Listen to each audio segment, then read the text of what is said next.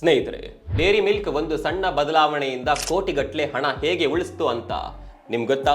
Dairy milk ಅಂದರೆ ಯಾರಿಗಿಷ್ಟ ಇಲ್ಲ ಹೇಳಿ. ಇದು ಅದರ ಐಕಾನಿಕ್ ಸ್ಕ್ವೇರ್ ಡಿಸೈನ್ ನಿಂದಲೇ ತುಂಬಾನೇ ಹೆಸರುವಾಸಿ. ಆದರೆ 2013ರಲ್ಲಿ ಚಾಕ್ಲೇಟ್ನ ಶೇಪ್ನಲ್ಲಿ ಸಣ್ಣ ಬದಲಾವಣೆಗಳನ್ನ ಮಾಡ್ತಾರೆ. ಸ್ಕ್ವೇರ್ ಎಡ್ಜಸ್ ನಿಂದ ರೌಂಡೆಡ್ ಎಡ್ಜಸ್ಗೆ ಈ ಚಾಕ್ಲೇಟ್ ಶೇಪ್ ಅನ್ನ ಬದಲಾಯಿಸ್ತಾರೆ. ಆದರೆ ಈ ಬದಲಾವಣೆಯಿಂದ ಅಷ್ಟೊಂದು ಲಾಭವಾಗಿದ್ದು ಹೇಗೆ ಅಂತ ನೀವು ಯೋಚಿಸ್ತಾ ಇರಬಹುದು.